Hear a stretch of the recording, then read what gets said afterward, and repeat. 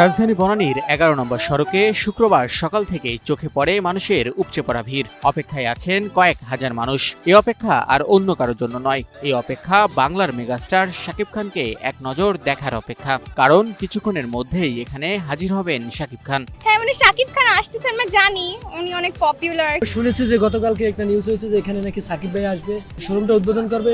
ওখান থেকে আমরা একটু বেশি এক্সাইটেড, যেহেতু সাকিব ভাই এখানে আসবে। আমরা তো সবাই সাকিব ভাই, তাকে একটু দেখার জন্য আমরা এখানে আসছি। খালি গানে, এবার আজকে সামনাসামনি দেখবো। আমার কাছে তুফান ভালো লেগেছে, বরবাদও ভালো লেগেছে।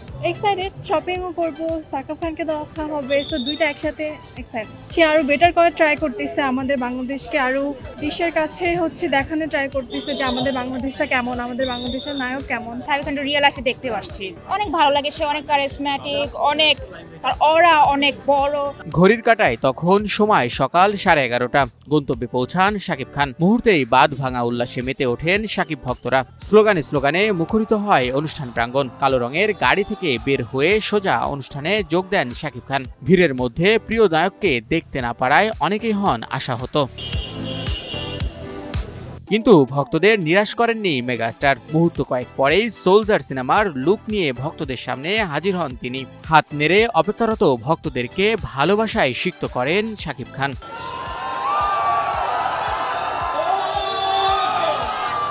মিনিট কয়েক পরেই ভক্তদের কাছাকাছি হাজির হন বাংলার এই মেগাস্টার। প্রিয় অভিনেতাকে কাছে পেয়ে মুহূর্তেই উন্মাদনায় মেতে ওঠেন সকলে।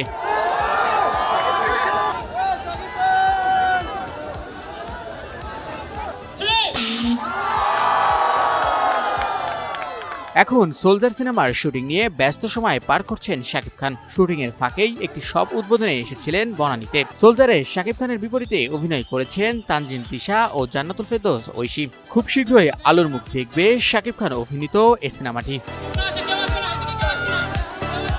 শাহিন শুভ, নিউজ 24।